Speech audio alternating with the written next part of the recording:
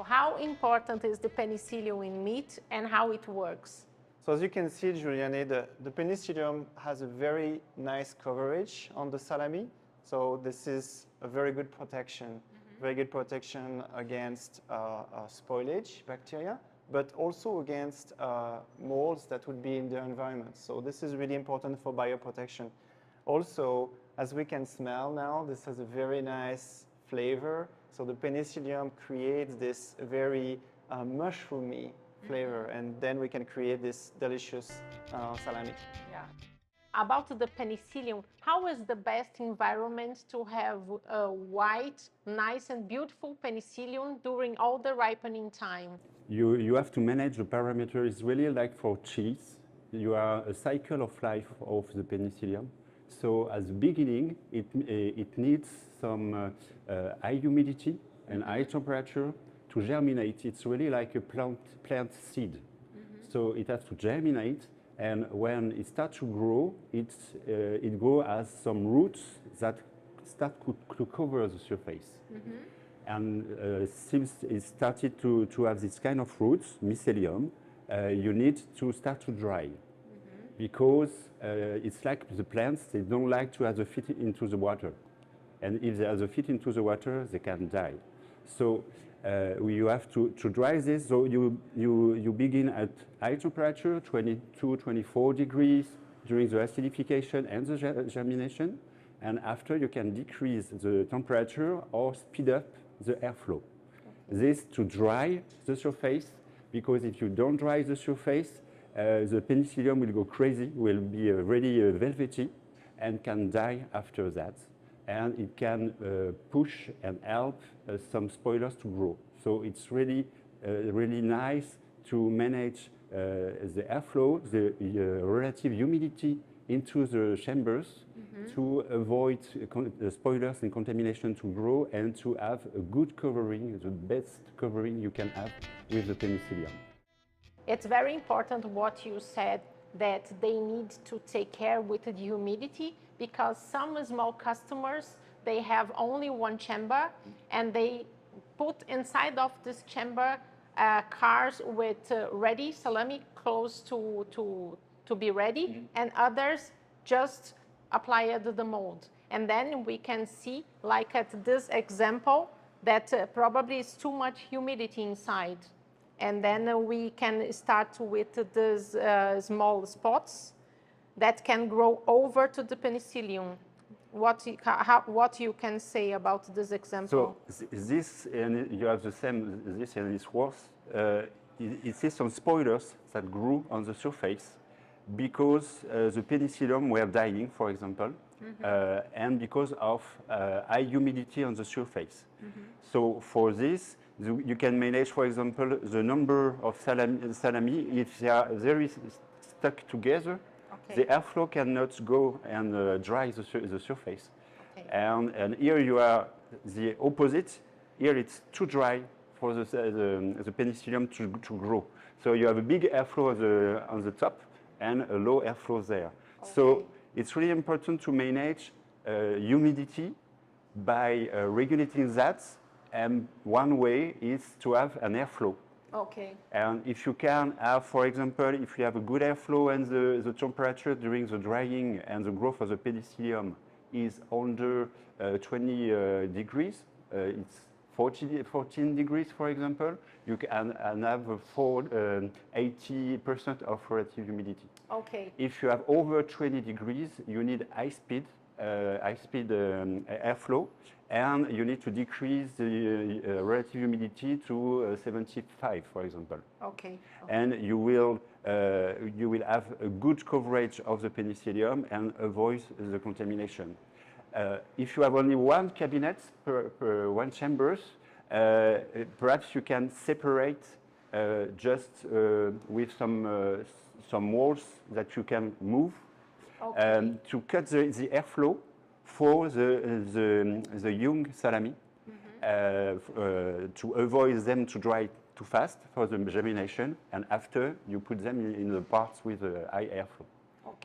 So it's very, very important to take care with the humidity, the airflow, and the temperature. And the temperature. And to avoid that contamination, because you have contamination everywhere, you have to have the cleanest atmosphere in the room. So you have to avoid to have some water anywhere. Okay, very important. you have You to- need to repeat to Yes, don't, yes. again, to don't have water everywhere. Yes, so no water on the floor. Okay.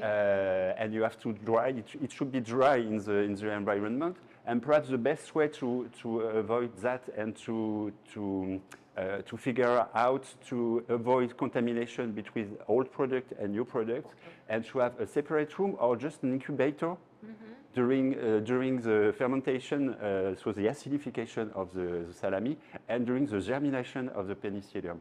Okay. So after 2 or 3 days, you can put them with the other, and the mycelium will be already there to protect the surface. And you will avoid to have some spores. Here you have a lot of spores that are yellow, that can come from the old salami and go to the young one. Okay. And so you avoid that contamination, and the penicillium can win the race against that spoilers because it has 2 or 3 days before them it starts to germinate. Okay, clear. And I think what you were mentioning, Julien, about the rotation of the salami, I think that's important too, because ventilation is very important, but sometimes we don't have perfect ventilation. We know that it's very difficult to have the exact right ventilation for all the salamis. So then it's important to be able to rotate the salamis. Because here in Brazil, they separate all the batches in different cars, so circulate the cars inside of the chamber to give the same environment to all. And another way to help the penicillium to win against spoilers is to have the good dosage. So perhaps the customer could increase the dosage to have a faster covering and avoid the spoilers to grow. So important also for our discussion here is to show to the customers that the chamber is like a baby environment. So you should not get into with dirty clothes or the clothes from outside. You should not storage nothing, because can bring through the chamber wild spores, or wild spores or spoilage that will contaminate the surface. No. Exactly. So when you have this kind of issue with spoilers, you should clean the room. You have to empty the room to clean completely the room and make a disinfection of the room to kill the spore of spoilers. And before having new product into that, you have to dry. The floors, the walls, the ceilings, everything should be really dry. And a good thing is to inoculate the environment with spores of penicillium. Good. To have this everywhere. Clear. And when we clean the chamber, it's also important to look at the airflow, change the filters, clean and sanitize all the air ducts. So not just the chamber, but everything that brings the air, that recycle the air as well. Yeah. Clear. Like you take care about your baby. Yes. Good. So it's a very nice question, this one, because sometimes I visit a customer and the chamber has a very strong ammonia smell. This ammonia smell, it's not nice. It's like it's disturbing the nose, and it's not easy to breathe inside. What you can say to me to avoid this problem? Oh, this smell came from high proteolysis due to high activity of penicillium or spoilers on the surface. When you have that, it could be because the temperature is too high, or because the dryness is not there, because it's too wet, so you have a lot of activities, and when the penicillium die because of the humidity, can release some enzymes, and that enzyme will break down the proteins to amino acids, and the metabolism of these amino acids can release some ammonia. Okay. That's why you have that smell. Uh-huh. And one way to avoid that is to have a good airflow and to have fresh air. Because the more you have spoiled air, the more it's like a circle, and it could destroy it will help to destroy the proteins and has a lot of bad smell. The right smell inside of a chamber with penicillium, it's a mushroom smell, like Yes. very nice. And Yes. that maybe you can smell this mushroom outside of the chamber. This is the penicillium, which will be white, happy, and healthy for all the ripening time. Can you tell me a little bit about the experience of you in Europe and the supermarket or street market when you find some product like this? How is the behavior of the people when they are buying a product with so high quality like this?